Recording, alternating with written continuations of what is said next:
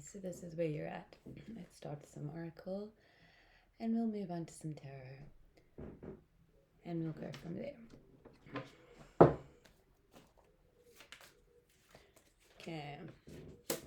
Conscious feeling. I've been told 3. Forgiveness.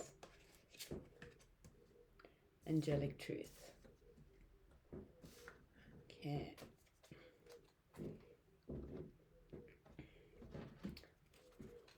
Now, let's just clear this deck.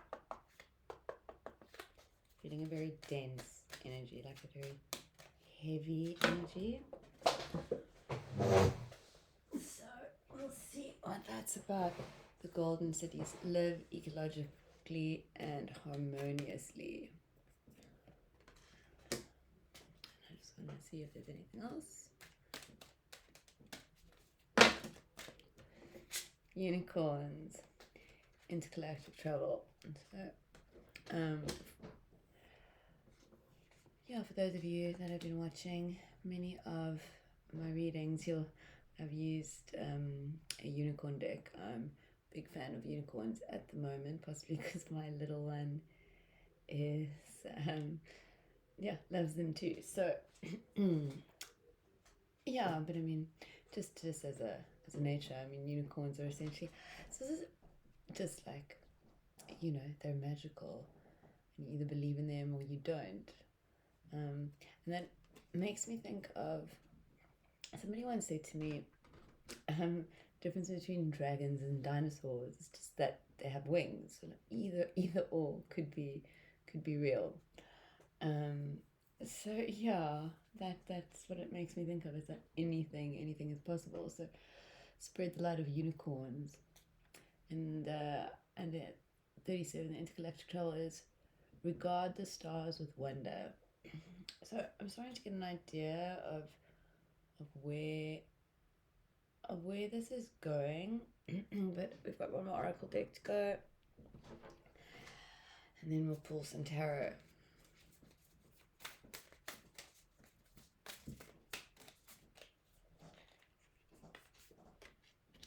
Naughty.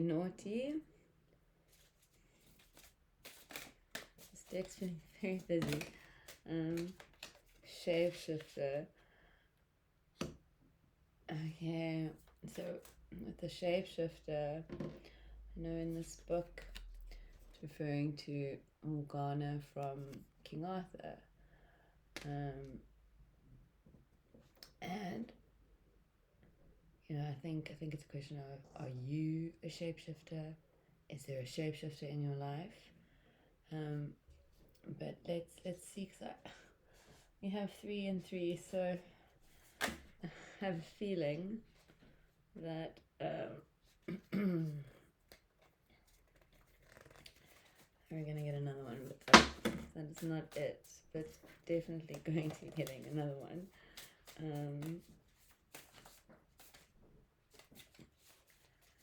And I have been told not to pick, so if there's a lot of shuffling that takes place, stage of play. So I have been guided to just look in the book for this naughty, just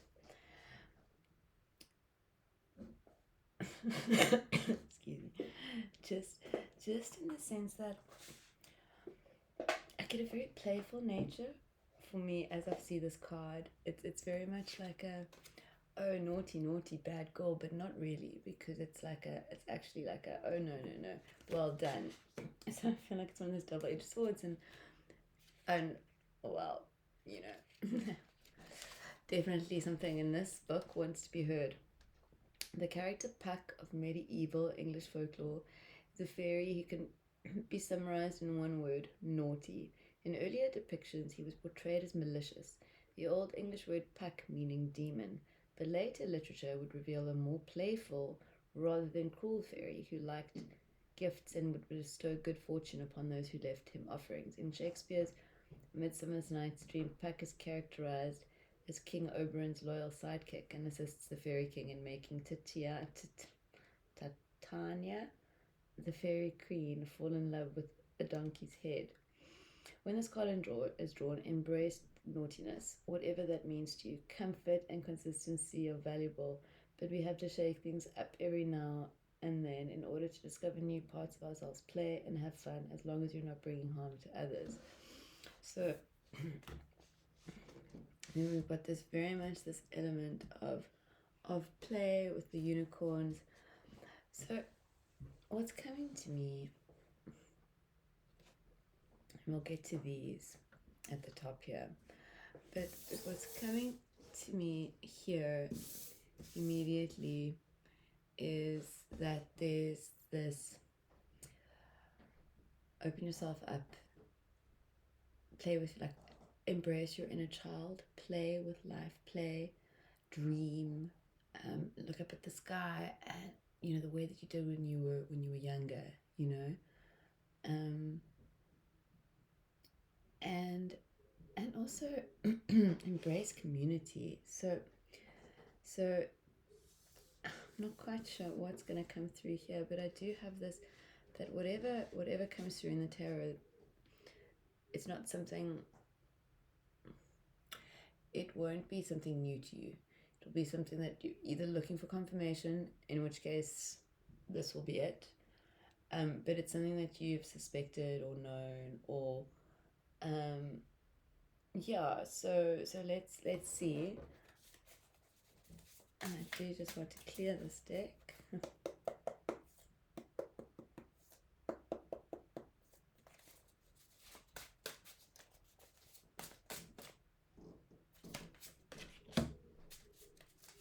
Okay, so we've got the Seven of Wands, got the Death or Rebirth card, as it is in some decks. The Three of Wands. Okay, so I am starting to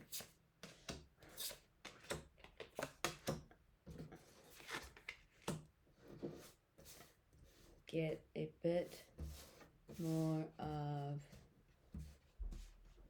an idea of this message. And what we see initially, you know, whenever the Death card comes up, is that something is ending.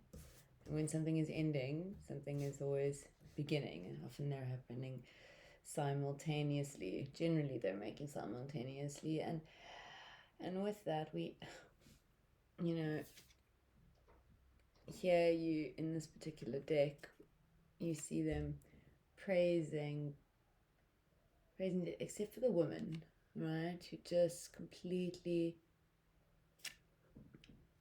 isn't interested. She's not afraid. There's not fear on her face. It's just disregard. Like, I've seen you before. Welcome. You may pass. And then we see the sun coming up there. It's like a new day. So we have the ending of something and the beginning of something. And I'm going to put this here because I feel like that is the center of what is going on with here. And I do feel that, that this forgiveness is going in with this cycle. I feel like there's something that's being held onto, you know, something that's being held onto here with the Seven of Wands. You know, what are you putting into action, but also what are you not putting into action? What have you not placed in the ground? What are you holding on to? You know, this here, the Nine of Cups, you're in this this beautiful state. Like, I can see that what is currently taking place is beautiful, and got the Hierophant, we've got the Justice card, put that there. I'm being told two more, so this doesn't say how I want them to come, so it's just, okay, 1, 2. Okay, so interesting that we pull the Nine of Cups and the Ten of Cups, which for me are the two happiest cards in the tarot. We also have the Justice card, the Hierophant, the Eight of Pentacles. So something is being built. Something is being built in the material world, in the 3D world, as well as in the 5D and in the spiritual. There is, with the Hierophant and the Justice card coming out together, along with the Eight of Pentacles there, what I'm seeing is that things are coming into balance. So I just want to get a bit more insight into what area is coming into balance here in the material, in the 3D. Okay.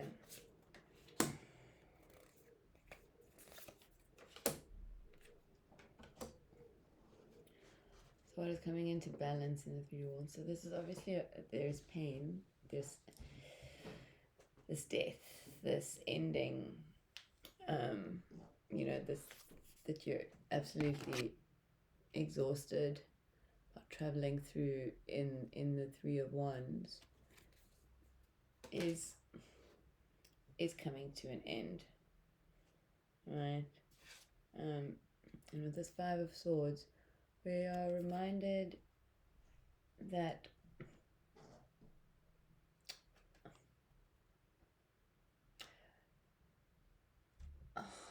just give me a moment, sorry.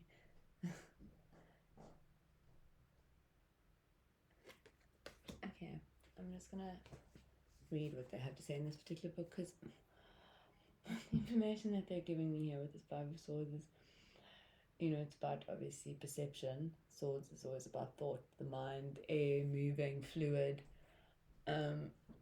So, anything can change. And what we see here with this man looking, back, he's got his two swords and he's got the other one.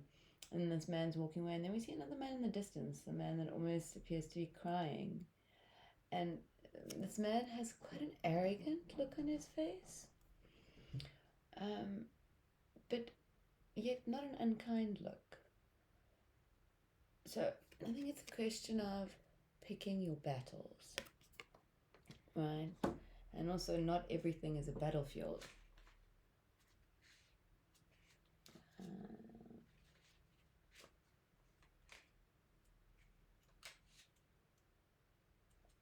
Okay, sorry, it's taking me a while to find wands. It's got to be. There we go, swords. Five of Swords.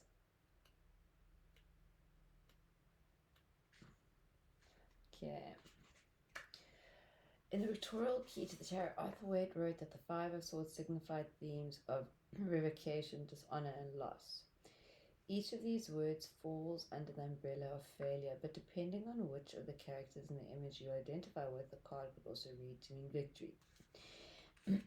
Engaging this image is an experiential lesson to the unique capacity of the mind to make meaning of ambiguity. We always have some amount of choice in what we grab onto and how we make sense of it. And there's often an option to tell a more or less empowering version of a story. Failure itself is a deeply ambiguous concept. Every experience that might be called failure holds in it an opportunity for growth and learning. And you should never feel pressure to frame a traumatic or painful experience as an opportunity. You always have the option to tell the story in a way that highlights your agency, wisdom, and power. So, with this pain, this perception, this forgiveness, there's definitely, and this Eight of Pentacles going forward, and this Five of Swords looking back, there is something in the now and the sort of distant now past that is very traumatic, very traumatizing, but there is a shift in perception happening. We're going into this Nine of Cups, into this Ten of Cups.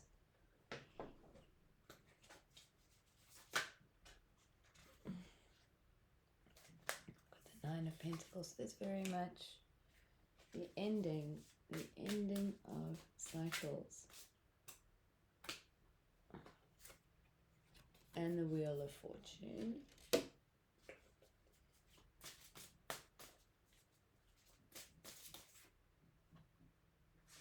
And the Magician. Okay. So it is very much coming through. There is cycles are ending. Cycles are ending, and you are your manifestations are coming into fruition. You have brought these endings in. But we see with the Three of Wands and the Seven of Wands that the battle is not in the Six of Swords, right? We still need to come here, but the battle is not yet over. You've still got a way to go. There's still some, and as you're passing through, there is this reminder to be compassionate, to not tread as you're passing through this tumultuous time. This coming into your power, this coming into balance. The King of Cups is coming into balance. Balance with the Justice card. So we see that a lot is going on. I am being told that this is very much about someone's spiritual journey. Everything is our spiritual journey at the end of the day, but specifically to, you are aware of what is taking place. You are 100% aware, and this could very much involve a move, an upcoming move. But in the sense of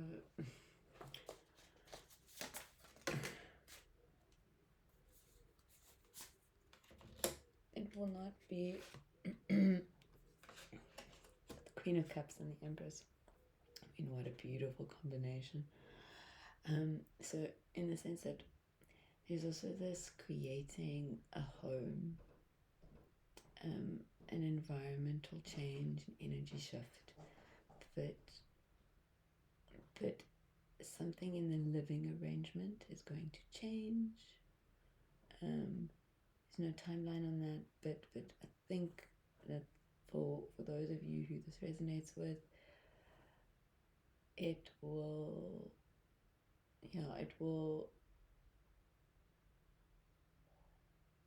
won't be coming as a surprise. There's this conscious feeling, and with this angelic truth, it's always a reminder that there are universal laws, right? And to always go back to them.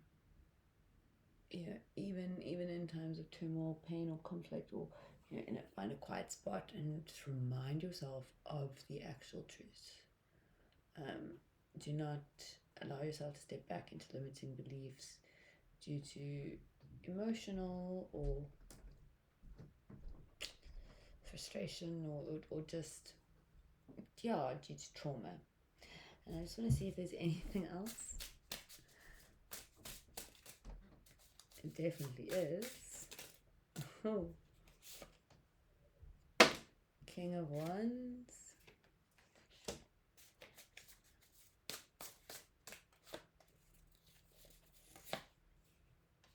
Page of Cups.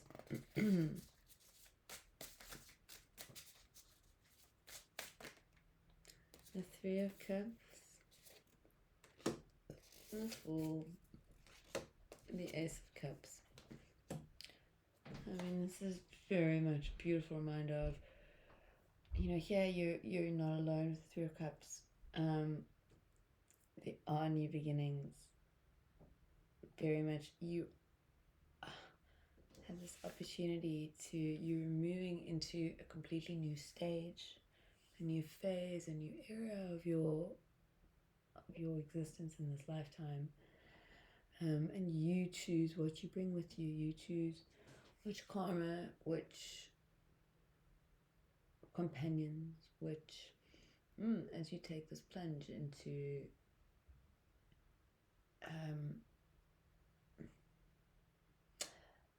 the truth of what the world is, of what life is, of what our purpose here is. But they are cautioning that in order, this forgiveness, it is going to determine what you bring with you, which lessons you still need to learn in the not so distant future. And you right now are in a exceptionally beautiful, powerful position of you choose what you bring. You are choosing your tower moment. You are choosing how all of this plays out.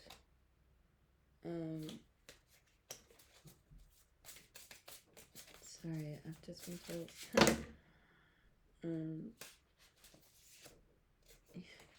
Star, got the moon, got the high priestess, we've got the hermit, and we've got the 8 of Wands. Like, there is magic happening at the moment, and it's a lot. There is a lot taking place at the moment. There's also, with the hermit, we're told to go into rest. With the high priestess, you're coming out of mystery. With the star, your cup is overflowing to the point that you can, give back. With the moon, things are coming into balance. There is a lot of movement, but it is very much a forward thrust, forward projecting, motion to this 10 of Cups, to this 9 of Cups, to this new beginning, this new cycle. So there is a lot taking place in the energies and in our lives. For me personally, there's a lot going on. So this particular reading resonates with me. It resonates with me a lot. So there is magic. There is magic taking place, and you are in charge. But don't, as you're coming through the surface, don't forget to go within, right? Go within into the hermit, so that you can really, with the 9, like, close these chapters, so that you don't bring this baggage, this karma, this. I don't personally like the term karma because I feel like it's very, very misunderstood. But what you're bringing in with you to this next phase of your life, this overflowing phase where you like with the Queen of Cups and the Star, your cup is overflowing. With the Empress, you are creating this new beginnings, this Wheel of Fortune. There's so much taking place that I can't. And they're not giving me any indication of where this is at, whether it is a relationship, whether I do get this sense of movement and this magic, and also this just that there's this conscious awareness of sort of what is taking place, at least on some level. Okay, and I'm just gonna double check if there is anything else, but if not, I hope that resonates with you, and if this reading does, please hit that like button, and don't forget to subscribe. Okay, I'll give it one more shuffle, but I've not been guided to take anything, and that was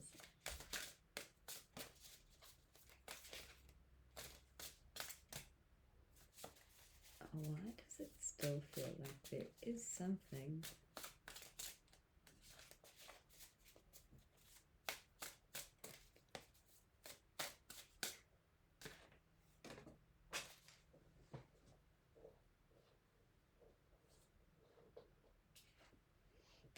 Okay, so I think that's what it is with the Four of Swords. I think for many of you, there is fear. I mean, fear is always something that we all deal with for various reasons in different stages, different moments of the day for different reasons and at different levels and extremes. But often, what this is reminding us is that the things that we fear due to our thoughts, and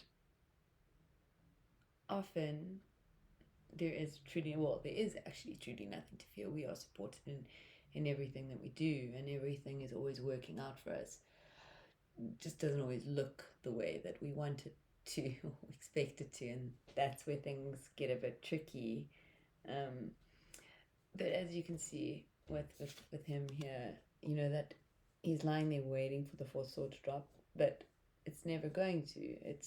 He's lying on top of it. It's underneath him. It's past him. It cannot harm him. And that's the reminder, is that whatever is taking place right now in this Three of Swords, in this pain, whatever pain is taking place, whatever shedding or transformation is occurring, because like I said, I can see that there is a lot taking place, and the energy is, it's beautiful. At one stage, I picked up one deck and I said it felt dense, and I see why. It's because it's the butterfly coming out of the cocoon. It was just, dormant, waiting.